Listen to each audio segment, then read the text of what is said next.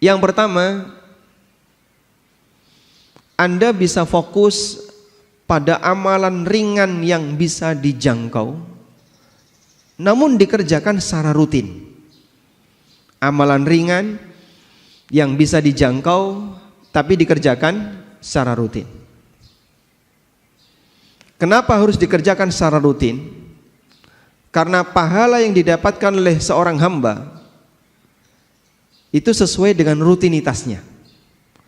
Pahala yang didapatkan oleh seorang hamba menyesuaikan dengan rutinitasnya.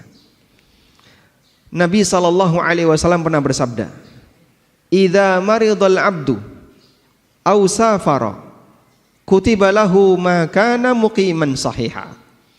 Apabila seorang hamba itu sakit atau dia safar, maka akan dicatat untuknya amalan pahala sebagaimana yang menjadi rutinitasnya ketika dia dalam kondisi sehat dan tidak sedang safar. Sehingga jamaah dimuliakan Allah, kalau ada orang yang punya kebiasaan puasa Senin Kemis, tiap Senin dan Kemis dia puasa, suatu ketika dia sakit sehingga dia tidak berpuasa, maka dia tidak berpuasa bukan karena malas, tapi dia tidak berpuasa karena uzur. Sehingga Allah Subhanahu wa taala tetap memberikan pahala baginya. Dia dapat puasa Senin walaupun dia tidak berpuasa, sebab dia punya kebiasaan itu. Bagi mereka yang tidak punya kebiasaan, maka saat dia sakit dia tidak berpuasa. Dia tidak dapat pahala karena dia ketika sehat juga tidak berpuasa. Orang semacam ini tidak mendapatkan catatan pahala sebagaimana mereka yang punya kebiasaan. Hal yang sama juga terjadi pada mereka yang sedang safar.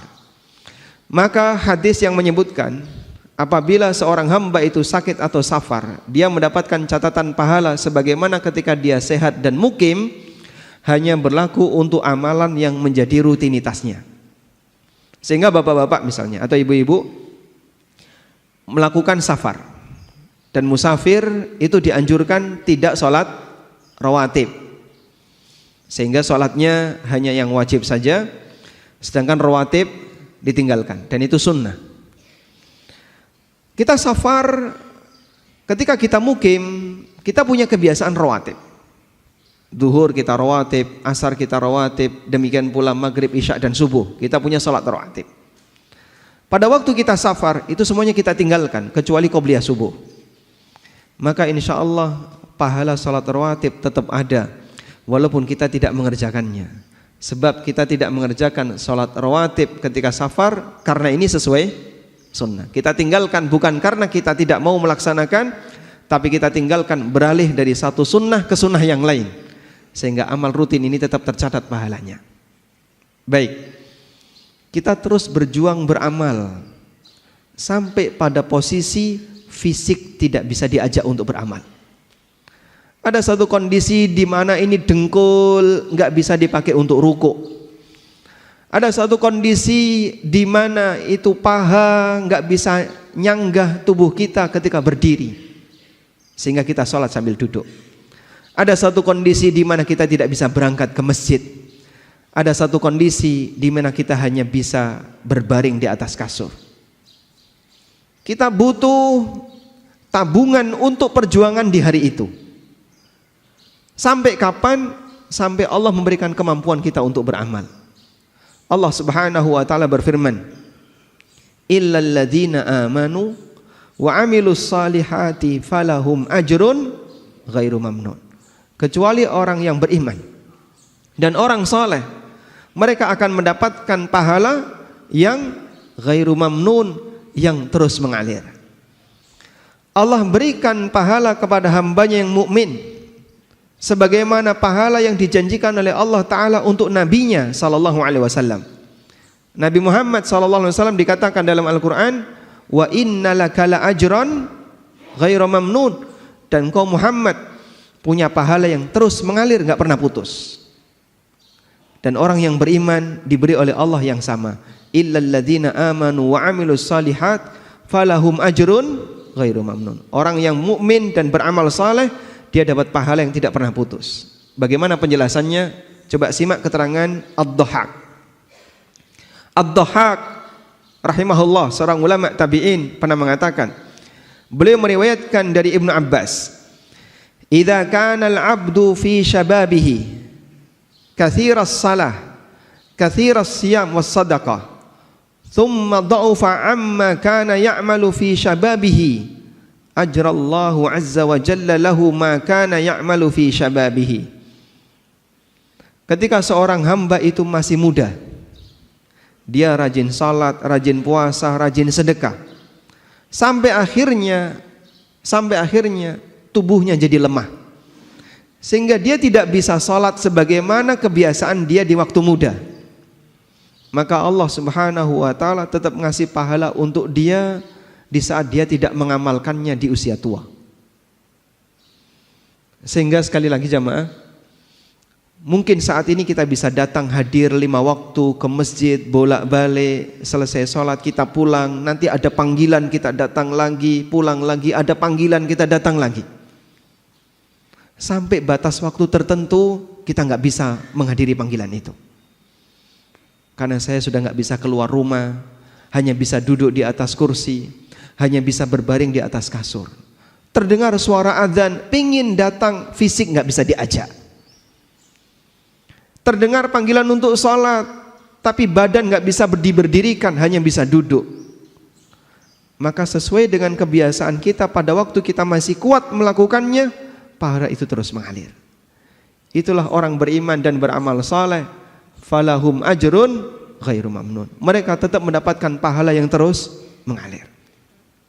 Maka ketaatan dan ibadah ringan, mini habit, kebiasaan ringan tapi isinya ketaatan, yang kita lakukan jamaah, itu adalah tabungan di hari tua. Sehingga kalau ada orang yang bilang olahraga itu adalah tabungan kesehatan di hari tua, maka ibadah-ibadah yang ringan itu adalah tabungan di saat kita sudah tidak bisa lagi mengerjakannya. Bapak Ibu punya kebiasaan salat rawatib, puasa sunnah, qiyamul lail, atau ibadah-ibadah yang lain. Ini semuanya ada batasnya. Karena fisik hamba bisa jadi lebih pendek umurnya dibandingkan usia dia hidup. Sehingga orangnya masih hidup tapi fisiknya nggak bisa diajak. Semangatnya tetap ada, namun jasadnya nggak bisa dipaksa untuk melakukannya. Dia nggak putus sebab niatnya terus berjalan. Orang seperti inilah pahalanya tidak akan pernah putus. Walhamdulillah, itu anugerah yang diberikan oleh Allah kepada hambanya yang beriman. Allah Subhanahu wa ta'ala tidak pernah menyia-nyiakan kebaikannya. Tabungan yang dia perjuangkan di masa mudanya tetap mengalirkan pahala sampai pun dia tidak bisa mengerjakannya. Qala Ibnu Abbas radhiyallahu anhuma, Ibnu Abbas mengatakan, wa humul ladzina adrakahumul kibar la yu'akhadzuna bima amiluhu fi kibarihim. Ayat ini berkaitan dengan orang yang sudah mencapai usia tua. Dia tidak dihukum oleh Allah gara-gara dia tidak melakukan amalan disebabkan karena usia tuanya. Sebaliknya dia dapat pahala terus mengalir sesuai dengan kebiasaan dia di masa muda. Oleh karena itu jamaah, mumpung jasad ini masih bisa diajak untuk melakukan aneka amal yang beragam, maka kita isi masing-masing. Dalam masalah sedekah ada isinya. Dalam masalah sholat Anda punya kebiasaan sholat tertentu. Dalam masalah puasa ada amal sunnah tertentu. Diisi di semua cabang-cabang amal. Ringan tapi rutin. Insya Allah itulah yang nantinya akan menjadi sumber aliran-aliran pahala bagi kita di saat kita sudah tidak bisa lagi melakukannya. Karena itu jamaah dimuliakan Allah Subhanahu wa taala, Nabi SAW ketika beliau beramal, yang beliau lakukan apa Pak? Beliau lakukan secara rutin. Sebagaimana yang beliau katakan, wa inna ahabbal a'mali ilallah adwamuha wa in qalla.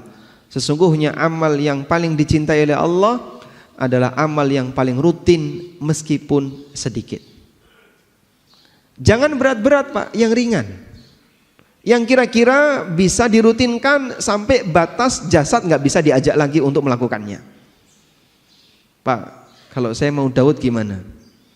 Sekiranya Bapak terlalu keberatan dengan Daud, turunkan Senin Kemis. Saya masih kuat lebih dari itu.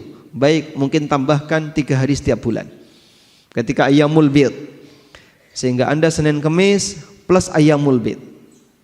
Terlalu berat, sebaiknya tidak dilakukan.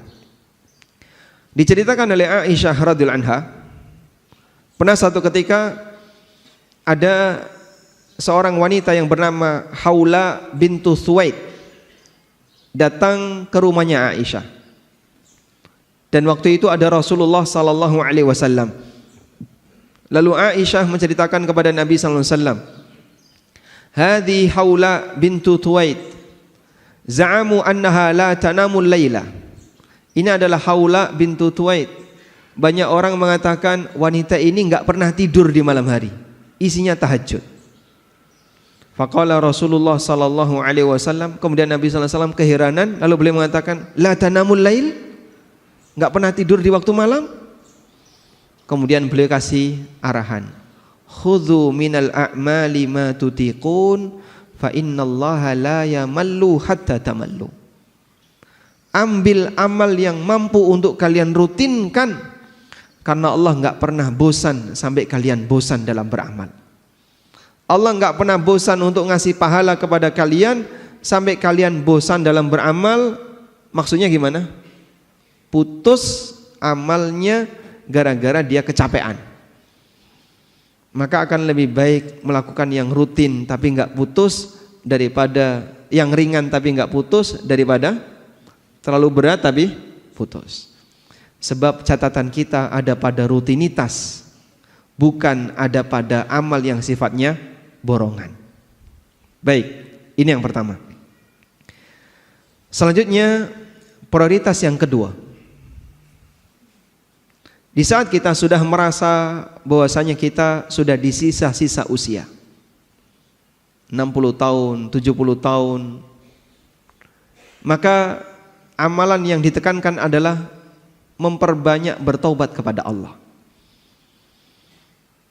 Sebagaimana seorang hamba ketika mau menghadap Allah pada waktu salat, maka dia diperintahkan untuk melakukan taharah, bersuci dengan berwudu atau mandi, atau kalau enggak bisa dua-duanya, tayammum. Apa fungsinya taharah? Agar hamba menghadap Tuhannya dalam kondisi suci dari hadas dan suci dari najis, sehingga dia menghadap Allah dalam keadaan suci dan bersih lahiriah jasadnya, meskipun bisa jadi dia bawa dosa, belum suci batinnya.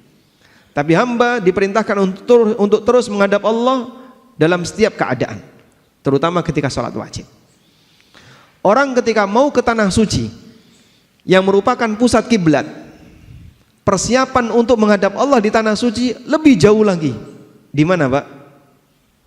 Di mikot, dalam jarak 450 kilo kalau ngambil mikotnya dari Dzulhulaifah.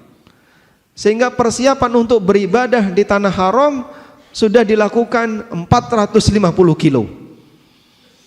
Dan di zaman Nabi SAW, di zaman para sahabat, perjalanan dari mikot Dzulhulaifah sampai ke kota Mekah butuh waktu kurang lebih 7 hari, sepekan.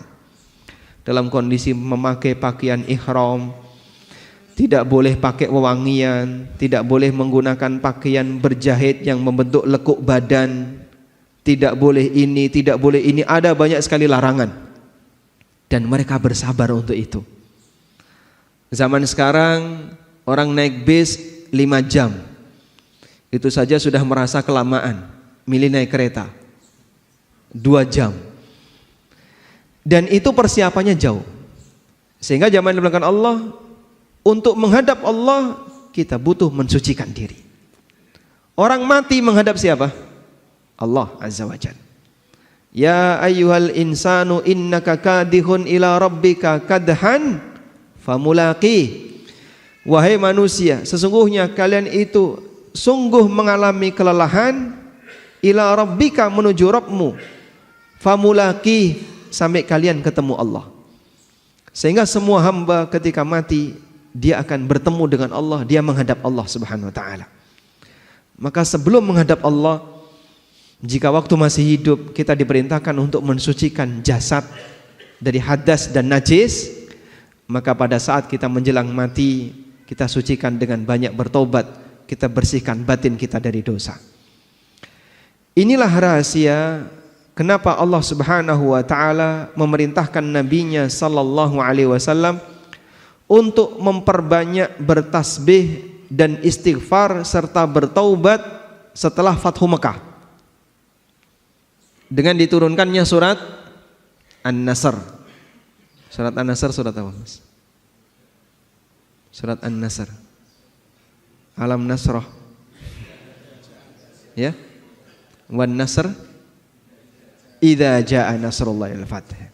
Itu surat Al-Asr ya, wal Asr. Surat An-Nasr. Idza jaa nasrullahi wal fath.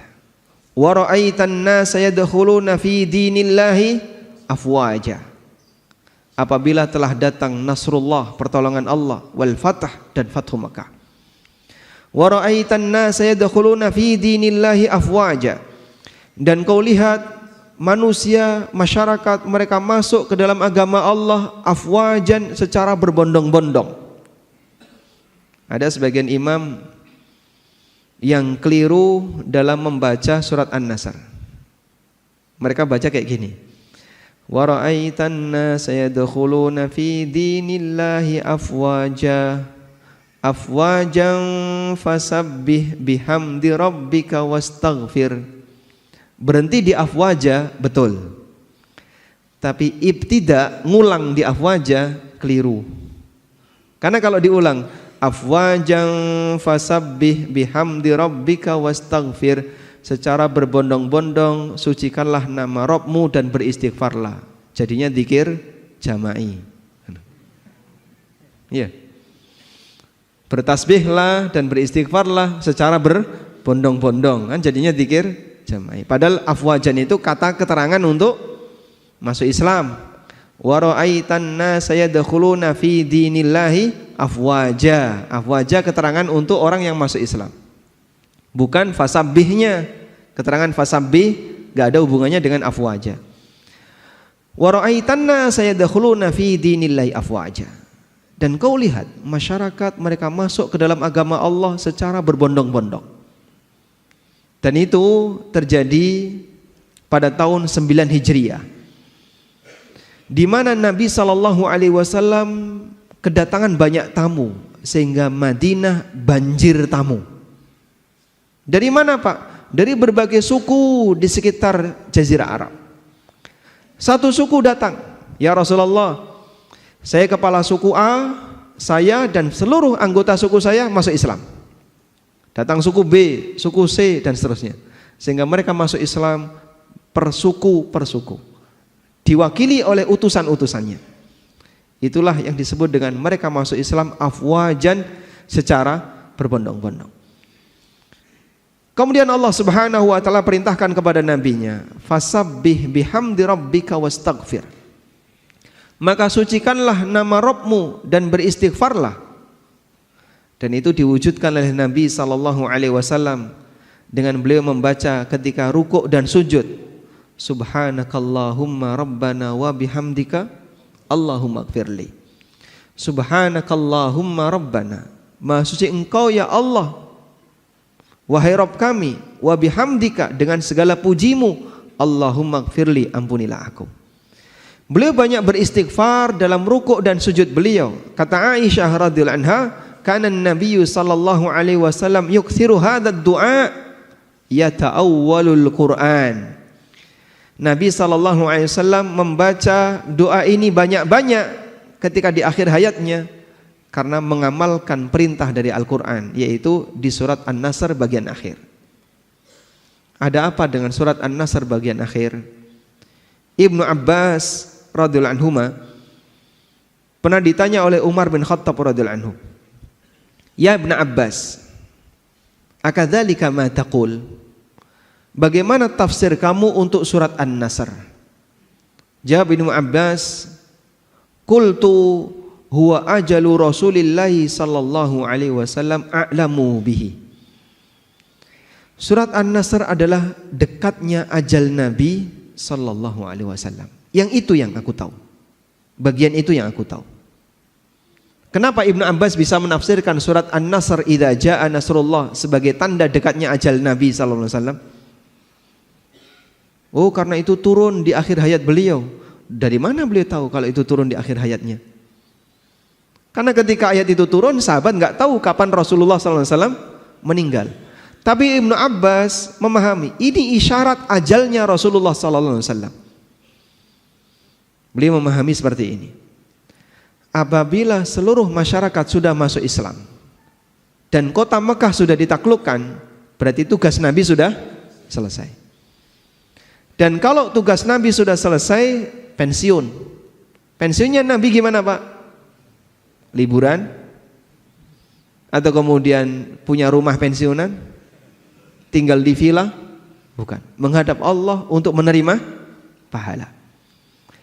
Sehingga ketika tugas seorang Rasul sudah selesai, maka sang Nabi akan menghadap Allah Subhanahu wa ta'ala. Maka turunnya surat An-Nasr pertanda tugas beliau sudah paripurna dan sebentar lagi beliau akan menghadap Allah. Dan betul dari turunnya surat An-Nasr dengan wafatnya Rasulullah sallallahu alaihi wasallam kurang lebih selisihnya hanya setahun. Sehingga ini salah satu di antara bukti bahwa surat An-Nasr adalah ajal Rasulullah sallallahu alaihi wasallam. Di akhir ajal itulah Rasulullah sallallahu alaihi wasallam banyak bertobat kepada Allah, banyak mohon ampun kepada Allah. Karena ketika seorang hamba mengakhiri amalnya, maka kita disyariatkan untuk mengakhirinya dengan istighfar. Sebagaimana selesai sholat, apa yang kita baca, Pak? Astagfirullah, astagfirullah, astagfirullah.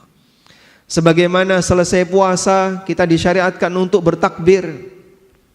Allah Subhanahu wa ta'ala berfirman berkaitan dengan masalah puasa Ramadan. Gimana ayatnya? Walitukabbiru walitukmilul iddata walitukabbirullaha ala ma hadakum. Dan agar engkau sempurnakan bilangan puasa Ramadan, walitukabbirullah, dan kalian puji Allah dengan mengagungkannya. Maka selesai puasa kita takbiran. Demikian pula ketika selesai haji. Fa idza afadhan nasu fastaghfirullah, apabila manusia sudah bertolak, maka perbanyaklah istighfar kepada Allah. Sehingga selesai beramal, kita itu disyariatkan untuk mengagungkan Allah dan banyak beristighfar kepada Allah. Itu teori beramal secara umum. Maka selesai beramal A kita istighfar, selesai beramal B kita istighfar, selesai beramal C kita istighfar. Dan kita selesai jadi orang muslim istighfar. Sebab amal kita ketika hidup adalah amal jadi apa? Seorang muslim. Kita menjadi seorang muslim sepanjang kita hidup. Maka kita akhiri amal menjadi seorang muslim ini dengan istighfar. Sebagaimana Nabi SAW mengakhiri amal beliau jadi seorang nabi, diperintahkan oleh Allah untuk istighfar. Sehingga perbanyak istighfar di bagian akhir usia kita. Astaghfirullah wa atubu ilaih, astaghfirullah wa atubu ilaih. Bapak Ibu bisa kenang dosa-dosa kita di masa silam. Dulu saya pernah seperti ini, astaghfirullah wa atubu ilaih. Dulu saya pernah seperti ini, dulu pernah seperti ini. Coba dikenang dosa-dosa yang pernah kita lakukan, sambil dihadirkan perasaan mohon ampun kepada Allah terhadap dosa-dosa dan kesalahan itu. Karena kita ingin kita menghadap Allah dalam kondisi suci.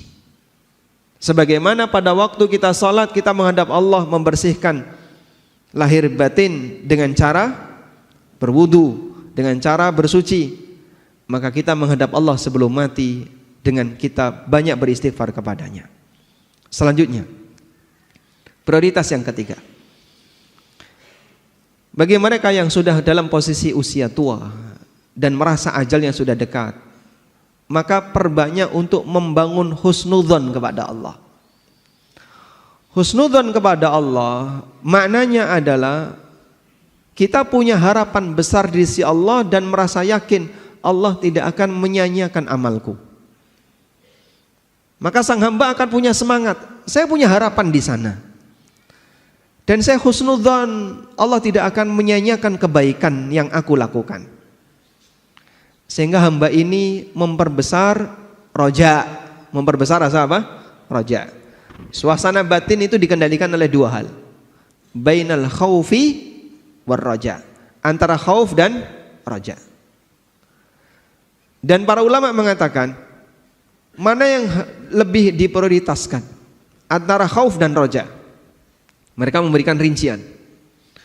Apabila seorang hamba dalam kondisi sehat, dalam kondisi masih seger, masih bisa banyak beraktivitas, maka kedepankan khauf. Kenapa? Agar dia bisa lebih berhati-hati dan mewaspadai sehingga dia tidak berbuat maksiat. Kedepankan rasa khauf. Sebab orang yang masih muda, potensinya masih besar, mungkin dia nggak mikir mati. Mungkin dia masih jauh mikir mengakhiri hidupnya. Apalagi dia punya harapan besar dengan dunianya. Dalam posisi ini keinginan untuk berbuat maksiat cenderung besar. Maka kedepankan perasaan khauf lebih dominan.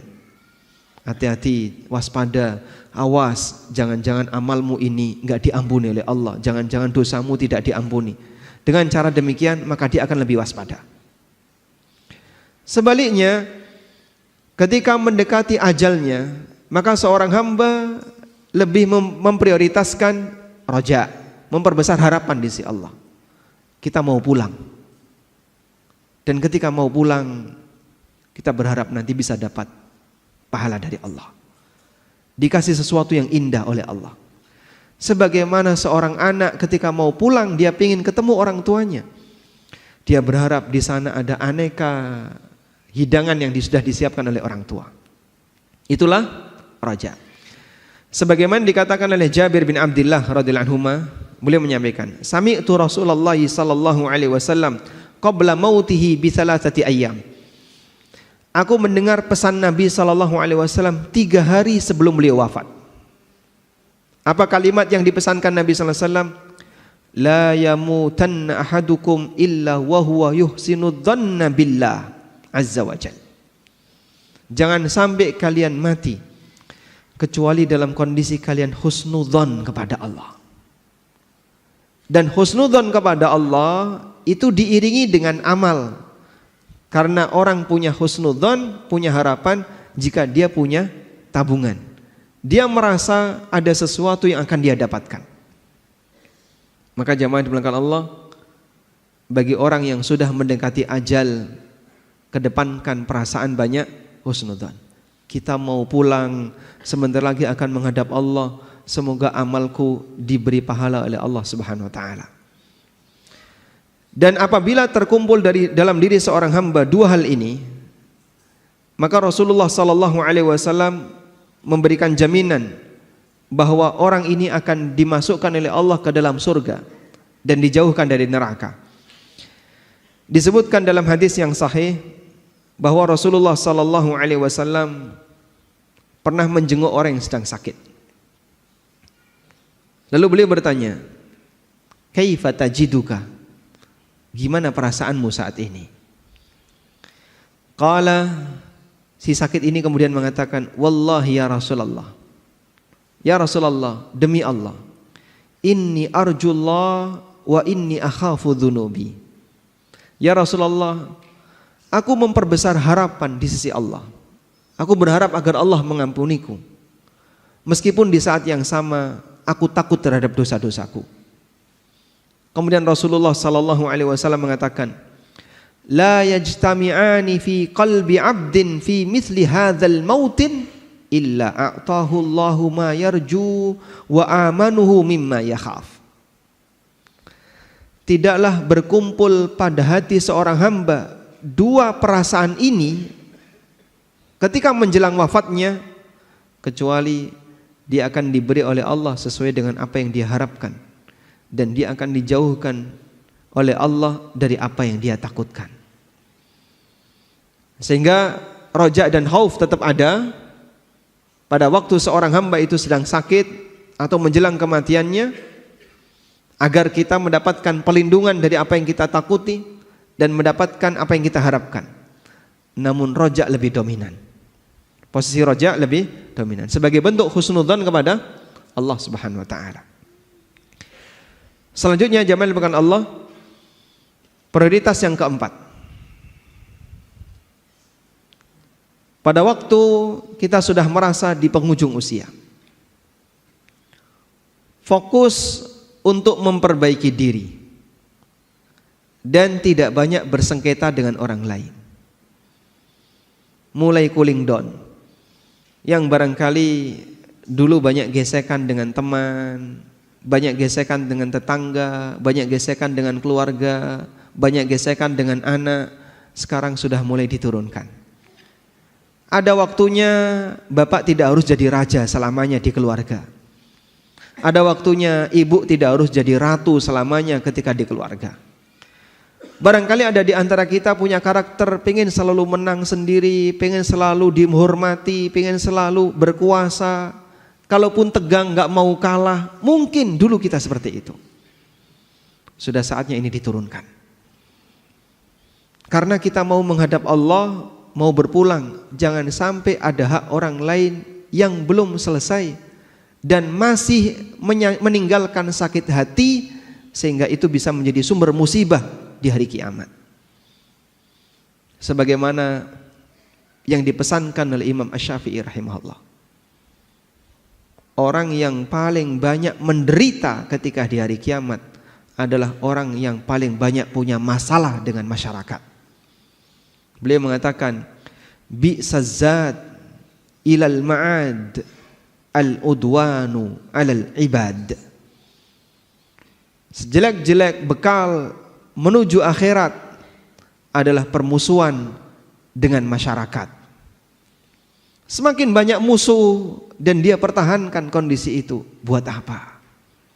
Pak, sudah di usia 70 tahun, masih pengen selalu menang sendiri, masih pengen ngotot ini, rebutan ini, tanah sak jengkal saja sampai direwangi padu. Buat apa, Pak? Bapak sudah gak bisa menikmati harta sebanyak itu, sehingga kadang memperjuangkan patok tanah, sampai berantem dengan tetangga, sampai ini. Itu semuanya mau ditinggalin. Ada yang rebutan hanya duit 200 ribu, 300 ribu, sampai harus ngotot-ngotot. Itu semuanya mau ditinggalin. Ngapain harus ngotot seperti itu? Sudah waktunya Pak mempersiapkan, kita mau pulang.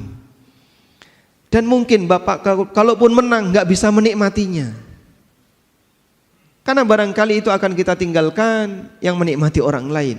Anda yang capek, tapi orang lain yang menikmatinya. Sudah saatnya ketegangan seperti ini kita tinggalkan. Sehingga fokusnya adalah fokus, saya mau memperbaiki diri saya. Bukan malah mengajak debat, bahas politik, rano pucuke gitu. Kamu pilih yang mana? Gak akur dalam satu masjid gara-gara beda angka gitu. Yang satu nomornya A, yang satu nomornya B. Hanya gara-gara beda angka sampai tegang. Pak, gak lihat usia Pak. Dapat apa yang kayak gini? Tapi kadang ada orang yang dia gak sadar, memperjuangkan sesuatu yang dia gak dapat apa-apa. Padahal bisa jadi itu meninggalkan suasana sakit hati, permusuhan dibawa mati. Dan sering demikian. Maka jamaah yang dimuliakan Allah, mulailah untuk kemudian mengembalikan ke riset nol. Saya ingin mati tanpa membawa kezaliman.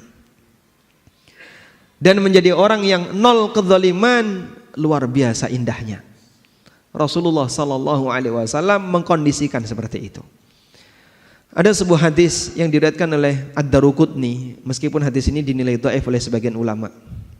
Rasulullah sallallahu alaihi wasallam ketika sakit di penghujung hayat beliau mengumumkan kepada para sahabat, ada enggak di antara kalian yang mungkin pernah saya pukul dan belum balas?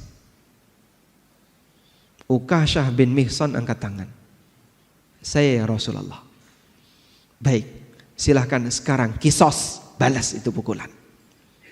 Ya Rasulullah, waktu Anda memukul saya kena kulit, karena saya waktu itu nggak pakai baju. Dan sahabat Pak, kondisi mereka kadang terbuka dada itu biasa. Karena di waktu itu baju masyarakat seperti bajunya orang yang sedang ihram. Pakai sarung di bawah, lalu pakai kain di atas, sehingga kadang terbuka. Maka Nabi SAW ketika berdoa terlihat putihnya ketiak beliau, bukan karena sobek lengannya ya, tapi beliau memakai pakaian seperti orang ihram, sehingga saat diangkat dadanya kelihatan. Dan di masa itu seperti ini biasa, sebab kain waktu itu barang langka dan mahal harganya. Maka Ukasyah bin Mihsan mengatakan, ya Rasulullah, waktu engkau memukul saya, waktu anda memukul saya, kena kulit. Maka Nabi SAW melepas kain yang menutupi pundak beliau. Silahkan sekarang pukul. Kisos. Semua sahabat sudah menahan. Gantikan saya saja, jangan Rasulullah SAW. Apa kamu tega mau memukul Nabi SAW dalam situasi seperti ini? Tapi kisos gak bisa digantikan. Subhanallah. Ukasyah mendekat ke jasad Rasulullah SAW. Lalu beliau memeluknya. Memeluk Nabi SAW. Dan gak mungkin seorang sahabat tega memukul Rasulullah SAW. Pelajaran yang bisa kita ambil jamaah. Inilah contoh perjuangan seorang Nabi. Seorang Nabi Pak. Apakah beliau punya kedoliman terhadap umatnya? Gak mungkin. Kalaupun Nabi mendidik umatnya, lalu kadang pendidikan itu mungkin dengan pukulan. Sebagaimana orang tua mendidik anak, dalam posisi tertentu kadang orang tua mukul. Itu orang tua disalahkan gak Pak? Ya? Tidak. Kenapa? Dia punya hak. Karena ini dalam rangka untuk pendidikan, meskipun ada batasannya. Tidak sampai pukulan yang membekas dan seterusnya. Rasulullah SAW melakukan itu, beliau punya hak, sebab beliau pendidik bagi seluruh umatnya. Namun beliau tidak ingin seperti ini jadi sumber masalah di akhirat. Beliau undang itu orang, silakan balas.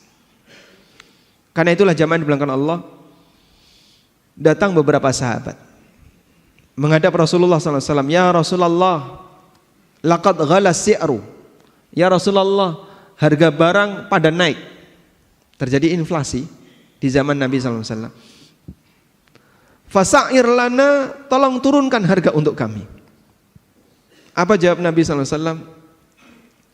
Innallaha huwal qabidul basitul musa'ir. Sesungguhnya Allah itu zat yang melapangkan dan menyempitkan rizki para hambanya. Wa inni la arju an alqallah wa laysa alayya madlamatun fi damin wala mal. Dan aku ingin menghadap Allah Subhanahu wa taala dalam kondisi tidak ada satupun kezaliman yang masih melekat pada diriku, baik berkaitan dengan masalah harta maupun masalah darah. Maka Rasulullah SAW tidak pernah menumpahkan darah seorang muslim siapapun sampai beliau meninggal. Dan beliau tidak pernah mendolimi harta muslim yang lain sampai beliau meninggal. Sampai ketika diminta untuk nurunin harga, Rasulullah SAW gak mau. Kenapa Pak? Kenapa beliau gak mau? Khawatir mendolimi pedagang. Sehingga saat harga naik itu kan kadang terjadi karena keseimbangan demand and supply. Kebutuhan banyak, sementara stoknya kurang, naik. Dan itu takdir Allah, di luar kuasa Rasulullah SAW. Dan beliau tidak disalahkan berkaitan dengan musibah, karena itu takdir Allah. Tapi kalau beliau turunkan, ada pedagang kulaknya mahal, gara-gara kebijakan beliau menurunkan harga, jadi harus diturunkan, rugi ini pedagang. Beliau takut pedagang ini nuntut di akhirat. Beliau sampai takut pedagang ini nuntut di akhirat. Coba bayangin mereka yang memegang kebijakan masalah ini, bahkan termasuk mereka yang punya wewenang, sehingga melakukan audit, berapa harus bayar, sekian miliar. Pusing itu pedagang. Duit dari mana? Saya harus bayar ini dan seterusnya. Tapi kemudian tiba-tiba diambil sekian miliar. Orang ini sakit hati. Bisa jadi dia akan nuntut di akhirat. Maka jamaah dibilangkan Allah Subhanahu wa taala, Rasulullah sallallahu alaihi wasallam menjadi orang yang selalu punya prinsip riset untuk semua dosa kepada makhluk, sehingga beliau menghadap Allah dalam kondisi nol kezaliman. Mulai banyak untuk bersikap tasamuh, memberikan toleran, ngasih maaf dan minta maaf di bagian penghujung hayat. Karena kita tidak ingin kita membawa dosa dengan makhluk pada saat kita menghadap Allah Subhanahu wa taala, yang nanti itu menjadi sumber qisas di yaumil akhir, mengurangi pahala yang pernah kita perjuangkan. Sehingga barangkali di antara Bapak Ibu yang punya kebiasaan grenengi orang, gunjing, ghibah, mulai saatnya untuk diselesaikan. Wallahu a'lam.